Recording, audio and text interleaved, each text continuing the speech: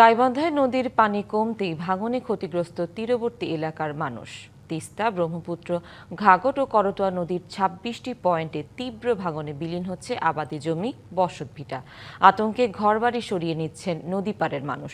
কোথাও কোথাও হুমকির মুখে পড়েছে শিক্ষা প্রতিষ্ঠান, মসজিদ, মন্দির ও মাদ্রাসা। যদিও ভাঙন ঠেকাতে নানা পরিকল্পনার কথা বলছে প্রশাসন।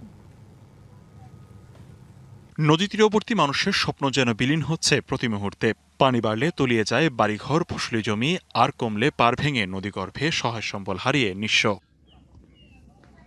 উজানের ঢল কমার সঙ্গে সঙ্গেই গাইবান্ধার ৪টি নদীতে শুরু হয়েছে তীব্র ভাঙন। তিস্তা, ব্রহ্মপুত্র, ঘাঘট ও করতোয়া নদীর অন্তত ২৬টি পয়েন্টে তীব্র ভাঙনে মুহূর্তেই বিলীন হচ্ছে ফসলি জমি, বসতভিটাসহ নানা স্থাপনা।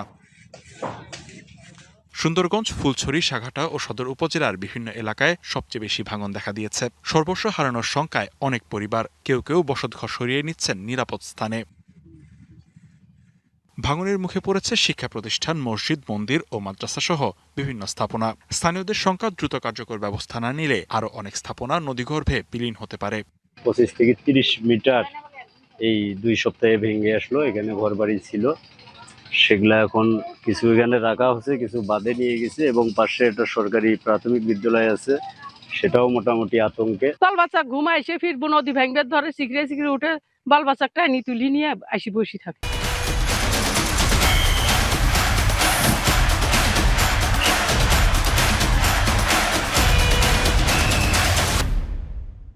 যদি দ্রুত এই নদী ভাঙন রোধ না করা যায়, তাহলে হয়তো আমাদের এই গ্রামটা নদী ভাঙনে ভেঙে যাবে।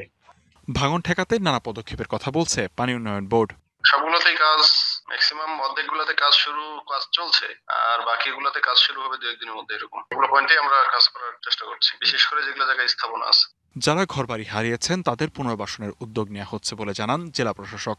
ভাঙন রোধে প্রয়োজনীয় ব্যবস্থা সরকারের পক্ষ থেকে নেওয়া হচ্ছে। তা আসলে বন্যা শুরু হওয়ার পরে আমরা যেন তাদেরকে যথাযথভাবে আমরা তাদের বন্যার পুনর্বাসনের ব্যবস্থা করতে পারি, সেই পূর্ব প্রস্তুতি আমরা গ্রহণ করে রেখেছি।